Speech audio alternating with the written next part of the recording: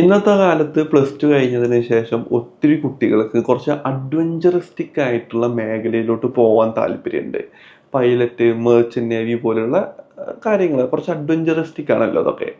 അപ്പോൾ അങ്ങനെ വരുന്നതിൽ കൂടുതൽ കുട്ടികൾ ചോദിക്കുന്ന ചോദ്യമാണ് മർച്ചന്റ് നേവി എന്ന് പറയുന്നത്.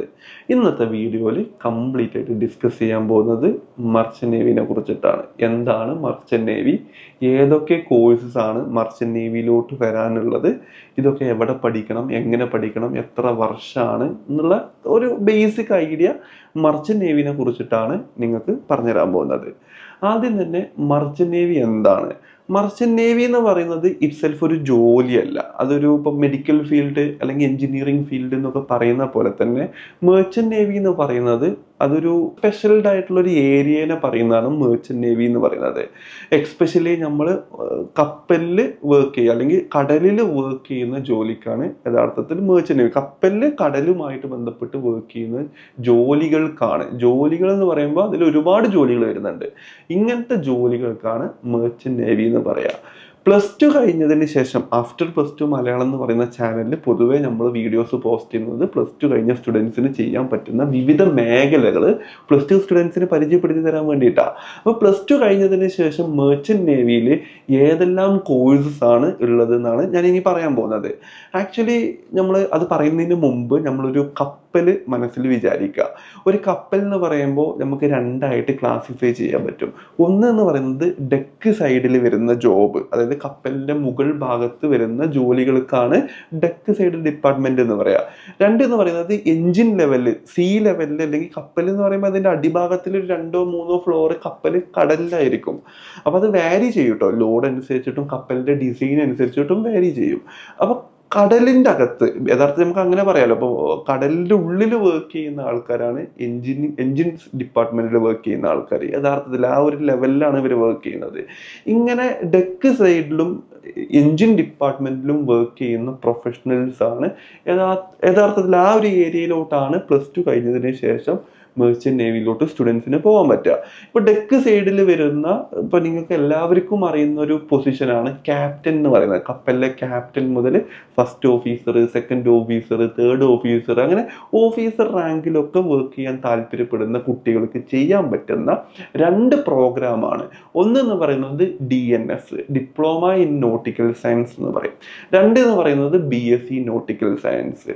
ഇങ്ങനെ 2 പ്രോഗ്രാമുകളാണ് പ്ലസ് ടു കഴിഞ്ഞ കുട്ടികൾക്ക് ക്യാപ്റ്റൻ എന്ന് പറയുന്ന ആ ഒരു ലെവലിൽ നിന്നും താഴോട്ടേക്കുള്ള പല ജോലികളിലോട്ടും എത്തിപ്പെടാൻ പറ്റുന്നത്. അതായത് താഴത്തെ ജോലി മുതൽ നമ്മൾ പ്രൊമോഷൻ കിട്ടി എക്സ്പീരിയൻസ് കൂടുന്നതിനനുസരിച്ച് എക്സാംസും കാര്യങ്ങളൊക്കെ ക്ലിയർ ചെയ്തിട്ടാണ് നമ്മളൊരു ക്യാപ്റ്റൻ ലെവലിലോട്ട് എത്തുന്നത്. അപ്പോൾ ഡെക്ക് ഏരിയയിൽ വർക്ക് ചെയ്യാൻ പറ്റുന്ന പ്ലസ് ടു കഴിഞ്ഞതിന് ശേഷം നിങ്ങൾക്ക് ചെയ്യാൻ പറ്റുന്ന 2 പ്രോഗ്രാമാണ്. ഒന്ന് BSc നോട്ടിക്കൽ സയൻസ്, 3 വർഷം ഡ്യൂറേഷൻ വരും. പ്ലസ് ടുവിൽ ഫിസിക്സ്, കെമിസ്ട്രി, മാത്തമാറ്റിക്സ് അല്ലെങ്കിൽ സയൻസ് സബ്ജക്റ്റ് പഠിച്ച കുട്ടികൾക്കാണ് നോട്ടിക്കൽ സയൻസ് പഠിക്കാൻ പറ്റുക. അതുപോലെ വരുന്ന മറ്റൊരു പ്രോഗ്രാമാണ് ഡിപ്ലോമ ഇൻ നോട്ടിക്കൽ സയൻസ്. അതിലും പ്ലസ് ടു സയൻസ് പാസ്സായിരിക്കണം. ഇങ്ങനെ 2 പ്രോഗ്രാമാണ് ഡെക്ക് ഏരിയയിൽ വരുന്ന ജോബ്. പിന്നെ വരുന്ന മറ്റൊരു ജോബാണ്, ഇപ്പൊ കപ്പൽ എന്ന് പറയുമ്പോൾ ഒത്തിരി ജീവനക്കാരുണ്ടാവുമല്ലോ. ഇപ്പൊ ഡെക്ക് ഏരിയയിൽ വർക്ക് ചെയ്യുന്ന ആൾക്കാരുണ്ടാവും. ഇനിയിപ്പോ രണ്ടാമത്തെ ഒരു ജോലി ഞാൻ പറഞ്ഞത്, അപ്പൊ എഞ്ചിൻ ഡിപ്പാർട്ട്മെന്റ് രണ്ടാമത്തെ ഒരു ഏരിയയാണ്. കപ്പലിന്റെ അടിഭാഗത്ത് എഞ്ചിൻ എന്ന് പറയുന്നത് നമ്മൾ കാണുന്ന പോലെ ബൈക്കിന്റെയോ കാറിന്റെയോ അല്ലെങ്കിൽ ലോറിയുടെയോ എഞ്ചിൻ പോലെ അല്ല കപ്പലിന്റെ എഞ്ചിൻ എന്ന് പറയുന്നത്. കപ്പലിന്റെ സൈസും അത് എന്തിനാണ് ഉപയോഗിക്കുന്നത് എന്നനുസരിച്ചിട്ട് എഞ്ചിൻ സ്പെസിഫിക്കേഷനിൽ പല കപ്പലിലും മാറ്റങ്ങൾ വരും. എഞ്ചിൻ എന്ന് പറയുന്നത് 1 നില, 2 നില, 3 നില, ഒരു 3-4 ഫ്ലോറുകളായിട്ട് വരുന്ന എഞ്ചിൻ, അത്രയും വലുപ്പമാണ് ഒരു എഞ്ചിൻ സൈഡ് എന്ന് പറയുന്നത്. അവിടെ ഒത്തിരി ജീവനക്കാരുണ്ട്. അതായത് ഒരു ടോപ്പ് ലെവലിൽ വരുന്ന ഒരു മറൈൻ എഞ്ചിനീയർ ഉണ്ടാവും, അതിൻ്റെ താഴോട്ടേക്ക് വർക്ക് ചെയ്യുന്ന ജൂനിയേഴ്സ് ഉണ്ടാവും. അങ്ങനെ എഞ്ചിൻ ഏരിയയിൽ വർക്ക് ചെയ്യാൻ താല്പര്യപ്പെടുന്ന ആൾക്കാർ പഠിക്കുന്ന ഒരു കോഴ്സാണ് മറൈൻ എഞ്ചിനീയറിംഗ് എന്ന് പറയുന്നത്. ഇതും മർച്ചന്റ് നേവിയിൽ വരുന്നൊരു ജോലിയാണ്. മറൈൻ എഞ്ചിനീയറിംഗ് എന്ന് പറയുമ്പോൾ പല ആൾക്കാരുടെ വിചാരം കപ്പൽ നിർമ്മിക്കുന്ന ആൾക്കാരാണെന്നാണ്. കപ്പൽ ഉണ്ടാക്കുന്നത് വേറെ തന്നെ ഒരു സെക്ഷനാണ്. അതാണ് naval architecture and ship building എന്ന് പറയുന്നത്. BTech in naval architecture and ship building എന്ന് പറയുന്ന കോഴ്സ് സെപ്പറേറ്റ് കോഴ്സാണ്. ഇവരാണ് കപ്പലിന്റെ നിർമ്മാണം മൊത്തത്തിൽ ചെയ്യുന്നത്.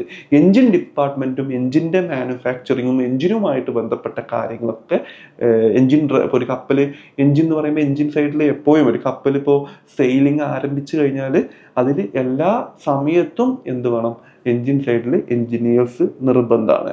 അപ്പോൾ ഇതാണ് 2 ഏരിയാസ്.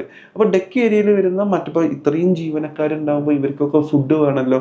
അപ്പോൾ ഫുഡ് കൊടുക്കാൻ വേണ്ടിയിട്ട് ഹോട്ടൽ മാനേജ്മെൻറ്റോ അല്ലെങ്കിൽ മറൈൻ കാറ്ററിംഗ് ഒക്കെ പഠിച്ചിട്ടുള്ള കുക്കുമാരുണ്ടാവും. ഇതും +2 കഴിഞ്ഞതിന് ശേഷം നമുക്ക് ഹോട്ടൽ മാനേജ്മെൻറ്റോ കാറ്ററിങ്ങോ അല്ലെങ്കിൽ കൾണറി സർവീസസ് ഒക്കെ പഠിച്ചിട്ട് നമുക്ക് വേണമെന്നുണ്ടെങ്കിൽ കപ്പലിൽ കുക്കായിട്ട്, അതായത് ഷെഫൊക്കെ ആയിട്ട് ജോയിൻ ചെയ്യാൻ പറ്റും. അതാണ് അടുത്തൊരു ഏരിയ എന്ന് പറയുന്നത്. കപ്പലിൽ ജോലിക്ക് കയറാൻ പറ്റുന്ന അടുത്തൊരു ഏരിയയാണത്.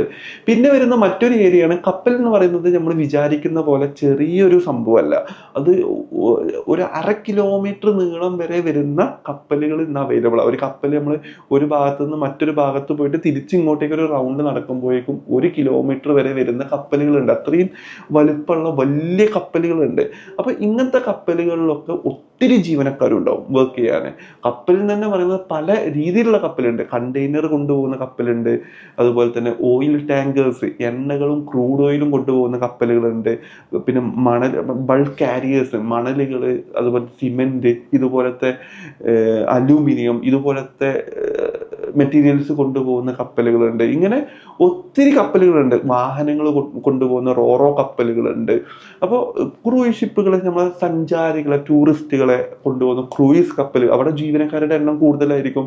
അപ്പൊ ഈ കപ്പലിലൊക്കെ മെയിൻലി വരുന്ന 4 പ്രോഗ്രാംസ് ആണ്. ഒന്നെങ്കിൽ ഡെക്ക് ഏരിയയിൽ വരുന്ന ഡിപ്ലോമ ഇൻ നോട്ടിക്കൽ സയൻസോ BSc നോട്ടിക്കൽ സയൻസ്, അതുപോലെ തന്നെ എൻജിൻ ഡിപ്പാർട്ട്മെന്റിൽ വരുന്ന മറൈൻ എഞ്ചിനീയേഴ്സ്, പിന്നെ ഇവർക്കൊക്കെ കൊടുക്കാൻ പറ്റുന്ന ഭക്ഷണം, അതായത് കുക്കിങ്ങുമായിട്ട് ബന്ധപ്പെട്ട ഏരിയയിൽ വർക്ക് ചെയ്യുന്ന ഹോട്ടൽ മാനേജ്മെന്റ് അല്ലെങ്കിൽ കാറ്ററിംഗ് സർവീസ് ചെയ്യുന്ന ആൾക്കാർ.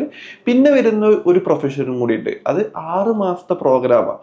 അത് 10ാം ക്ലാസ് കഴിഞ്ഞ കുട്ടികൾക്ക് ചെയ്യാൻ പറ്റുന്ന GP റേറ്റിംഗ് എന്ന് പറയുന്ന പ്രോഗ്രാമാണ്. അത് ആഫ്റ്റർ +2 ചെയ്യണമെന്നില്ല, 6 മാസത്തെ ഒരു പ്രോഗ്രാമാണ്. കപ്പലിലെ ഡേ ടു ഡേ ആക്ടിവിറ്റീസ്, ചിലപ്പോൾ കപ്പൽ എന്ന് പറയുന്നത് വലിയൊരു ലോകം. അപ്പൊ നമുക്ക് എല്ലാവർക്കും അറിയാം, നമ്മുടെ വീടോ അല്ലെങ്കിൽ നമ്മൾ താമസിക്കുന്ന സ്ഥലമോ ഒക്കെ നമുക്ക് വൃത്തിയാക്കി കൊണ്ടുപോകുക എന്ന് പറയുന്നത് നല്ല ബുദ്ധിമുട്ടാണ്. അപ്പൊ കപ്പലിനെ കുറിച്ചിട്ട് നിങ്ങളൊന്ന് ചിന്തിച്ചു നോക്കി. കപ്പലിൽ കടലിലൂടെ പോകുന്നതാണ്, തുരുമ്പ് വരും, പെയിന്റ് പോകും. അപ്പൊ ഇതുപോലത്തെ വയറിങ്ങിന് പ്രശ്നം വരും, അല്ലെങ്കിൽ പ്ലംബിങ്ങിന് പ്രശ്നം വരും. ഇതുപോലത്തെ ഡേ ടു ഡേ കപ്പലിൽ ഉണ്ടാവുന്ന ആക്ടിവിറ്റീസ് മൊത്തം ക്ലിയർ ചെയ്യുന്ന പ്രൊഫഷനാണ് GP റേറ്റിംഗ് എന്ന് പറയുന്നത്. അപ്പൊ നിങ്ങൾക്ക് മർച്ചന്റ് നേവി എന്ന് പറയുന്ന മേഖലയിലോട്ട് പോകാൻ താല്പര്യം ഉണ്ടെന്നുണ്ടെങ്കിൽ IMU CET എന്ന് പറയുന്ന ഒരു എൻട്രൻസ് എക്സാം ഉണ്ട്. ഇന്ത്യൻ മെറിടൈം യൂണിവേഴ്സിറ്റി കണ്ടക്ട് ചെയ്യുന്ന CET, കോമൺ എൻട്രൻസ് ടെസ്റ്റ് ഉണ്ട്. ഇതിന്റെ അടിസ്ഥാനത്തിലാണ് നിങ്ങൾക്ക് ഇന്ത്യയിലുള്ള IMUയുടെ അണ്ടറിൽ വരുന്ന ക്യാമ്പസിലും വേറെ പ്രൈവറ്റ് മെർച്ചന്റ് നേവി കോഴ്സസ് പഠിപ്പിക്കുന്ന ക്യാമ്പസിലും നമുക്ക് ജോലി കിട്ടണം എന്നുണ്ടെങ്കിൽ നമ്മൾ IMU CET എൻട്രൻസ് എക്സാം എഴുതണം. IMU CETനെ കുറിച്ചിട്ട് സെപ്പറേറ്റ് വീഡിയോ വേണമെന്നുണ്ടെങ്കിൽ നിങ്ങൾ കമന്റ് ചെയ്തോളൂ. നമ്മൾ ഇതിനെ കുറിച്ചിട്ടുള്ള സെപ്പറേറ്റ് വീഡിയോ കണ്ടക്ട് ചെയ്തതാണ്. അപ്പോൾ മെർച്ചന്റ് നേവിനെ കുറിച്ചിട്ടോ അല്ലെങ്കിൽ +2 കഴിഞ്ഞതിന് ശേഷം ഹയർ എഡ്യൂക്കേഷൻ പോസിബിലിറ്റീസിനെ കുറിച്ചിട്ടും പിന്നെ എൻട്രൻസ് എക്സാം ന്യൂസുകളെ കുറിച്ചിട്ടൊക്കെ അറിയാൻ താല്പര്യം ഉണ്ടെന്നുണ്ടെങ്കിൽ താഴെ നമ്മുടെ വാട്സപ്പ് ചാനൽ, വാട്സപ്പ് ഗ്രൂപ്പുകളുടെ ഒക്കെ ലിങ്ക് കൊടുത്തിട്ടുണ്ട്, നിങ്ങൾക്ക് ജോയിൻ ചെയ്യാം. താഴെ കൊടുത്തിരിക്കുന്ന ഞങ്ങളുടെ നമ്പറിൽ കോൺടാക്ട് ചെയ്യുകയാണെന്നുണ്ടെങ്കിൽ ഇതിൻ്റെ അഡ്മിഷനുമായിട്ട് ബന്ധപ്പെട്ട കാര്യങ്ങൾ കംപ്ലീറ്റ് ഗൈഡ് ചെയ്ത് തരുന്നതായിരിക്കും. നന്ദി, നമസ്കാരം.